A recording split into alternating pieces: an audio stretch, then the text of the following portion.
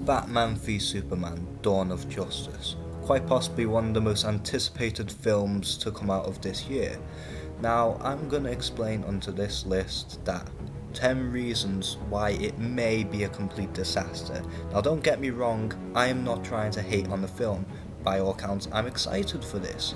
I just have a lot of fears on how it could very well fall flat on its face, and it has quite a lot to live up to with its hype and anticipation.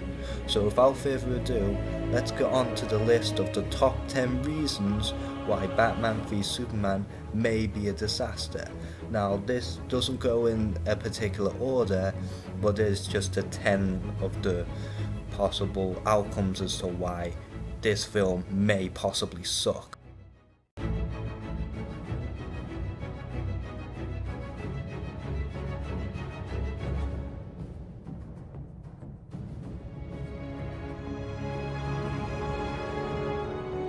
To be fair, at least they're not starting with a Justice League film.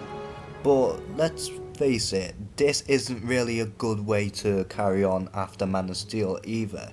Like, they could have at the very least made another sequel to Man of Steel, or made another solo Batman film to establish his character more before you jump right into Batman v Superman, because it's such a big film in its own right, and it's just that big of a leap to go from a film that was very mediocre with very divided fan base. Some people love it, some people hate it.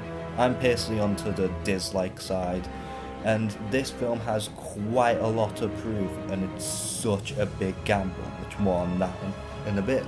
But from what I can say right now, I don't think it's the right move for DC to carry on with this film right after Man of Steel.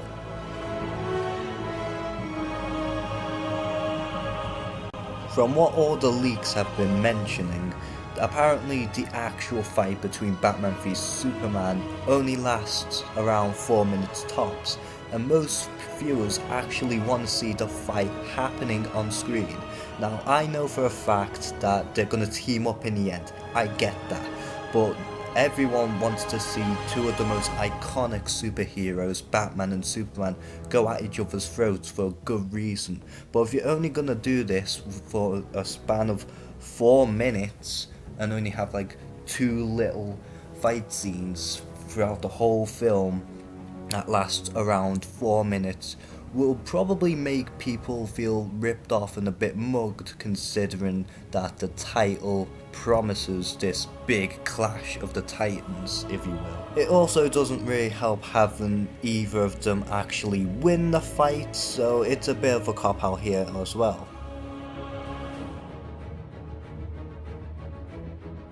I do not mind Ben Affleck being Batman. However, I do mind the fact that he's getting introduced into the new DC Cinematic Universe this early on, especially how Zack Snyder originally intended Superman to be the original first superhero to exist into that universe, and now it's getting contradicted that Batman's been around for years. And it also doesn't really help how Batman in this is going to be a seasoned superhero, because Batman should be at the top of his game in order to beat Superman. But it doesn't really make us viewers buy the fact that, I don't know, a middle-aged to maybe even early 60s Batman is up against Superman. And the only reason why Batman is in this film really is so that I can bring more viewers onto their seats, because Batman really sells in the title. So long as you have Batman or the Dark Knight in the title, then everything should be fine for them.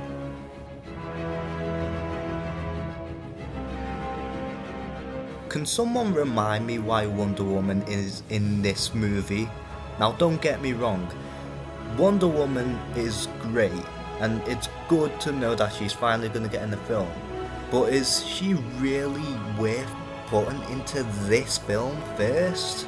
I mean, Wonder Woman doesn't really have a purpose into this film as far as I'm aware, with the exception of bringing in the whole Trinity together at once, and to be honest, it's only really there for fan service. and maybe setting up Wonder Woman, even though that film is a prequel to this film apparently, and it's going to set up a lot of things for the DC Cinematic Universe and whatnot.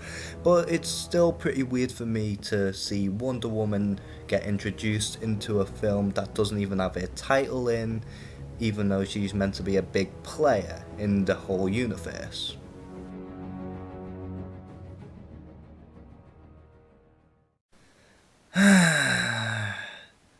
Why does Lex Luthor look like this?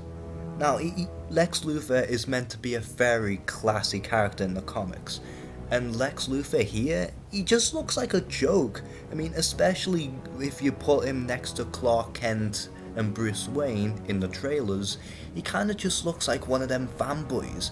And if you're meant to look like a classy character, like a proper billionaire, and put him right next to Clark Kent, it just looks like a paparazzi. It just does not work. And he also doesn't really seem very threatening to me at all. And also, he's just, I don't know, he just really doesn't buy me into this film at all. Now, don't get me wrong, Jesse Eisenberg is a really good actor, but I don't buy him as Lex Luthor whatsoever. I am going to address this right now. I am not a fan of Doomsday's look in this film as we see right now. However, I am fully aware that this may not be the final look for Doomsday, as he is ever evolving and he's gonna get his arms cut off, and also he's gonna get more spikes and what have you. And to be honest, whenever I look at this Doomsday, at least I'm aware that this is Doomsday. He is Doomsday, he is not another character entirely, so shut the hell up. Though what is my problem with Doomsday? Well, he's just a big boss. Like, he's too early for him to be here. Like, he's meant to be the villain to kill Superman. Doomsday is great, whatever. However, his time to shine in a film is just not now. He had to wait for another Man of Steel sequel or something. Potential spoilers, maybe? But apparently Doomsday is not going to be the only villain. So who else is going to be the villain? Well, you'd assume Lex Luthor in a battlesuit, right? I mean, there's leaks with the toys of Lex Luthor in a battlesuit.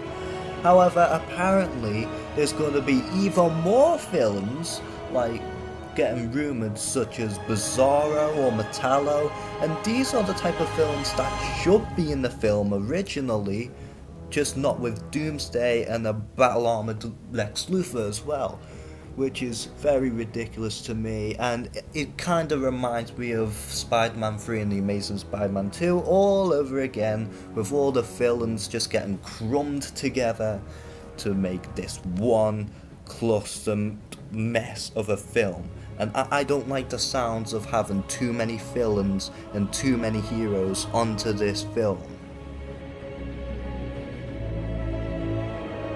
The Easter eggs and fan service in this film just seem so in your face.